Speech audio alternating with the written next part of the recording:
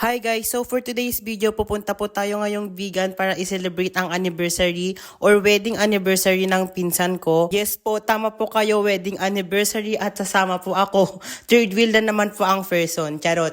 So noon pa po, bago mag-pandemic, lagi po kaming pumupunta dito sa vegan para i-celebrate ang wedding anniversary ng pinsan. Kung hindi naman po sa vegan, mayroon pong nagaganap na kunting salo-salo sa bahay nila para i-celebrate naman ang kanilang wedding anniversary. So ayun na nga, sa isa't kalahating oras na biyahe, nakarating na din kami sa Bigan at ang unang agenda po namin ngayon ay pumunta sa Baluarte, which is lagi po namin ginagawa kapag pumupunta po kami sa Bigan. So ayun na nga, pagkadating namin sa Baluarte, naghahanap na agad ng belt yung pamangkin ko kasi wala po siyang belt.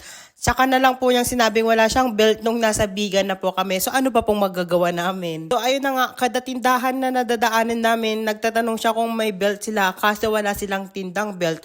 Mostly po na tinda kasi nila dyan ay mga damit, tapos yung mga keychain po, yung ganun. Nung nasa entrance na kami, bigla kaming na-shock sa sobrang daming tao. Kahit nasa harap pa po kami, wala pong taong nakikita. Pero purong nakapasok na kami, sobrang daming tao.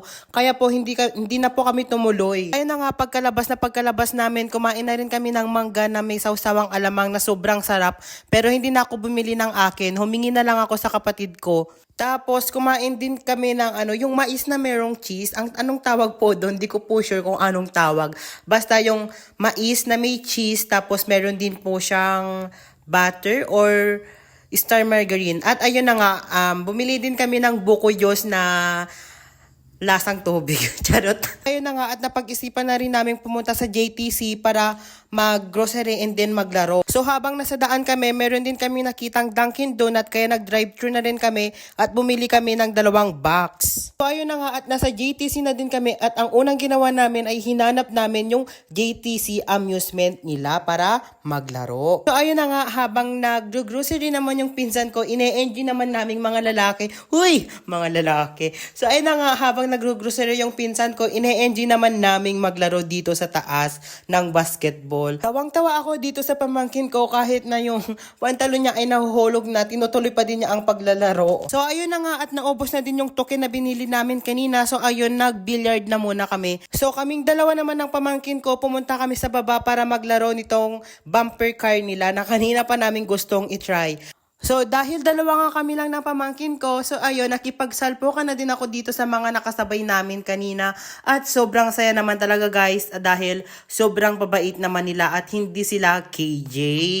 At ayun na nga, dahil maggagabi na din at natapos na din maggrocery yung pinsan ko, pumunta na kami sa Plaza Salcedo para manood naman ng dancing fountain. Dahil nga nung araw na pumunta kami sa Bigan ay January 2, talagang expected naman po natin na madaming tao kaya pahirapan po ang paghahanap ng parking area. At wala nga kaming mahanap na parking area sa sobrang daming tao ngayon dito sa Bigan. Pumark na lang kami sa malayo kahit na lalakarin na lang namin pagkatapos naming manood ng dancing fountain. Ayun, sa isa't kalahating oras na paghihintay namin para lang makapanood ng dancing fountain ay nagsimula na rin. So as of 6 PM, nakaupo na din kami kasi ang buong akala namin ay 7 PM magsisimula na ang dancing fountain, pero 7:30 pala. Ang balak na sana namin ay kumain muna kami bago kami pumunta dyan at manood ng dancing fountain.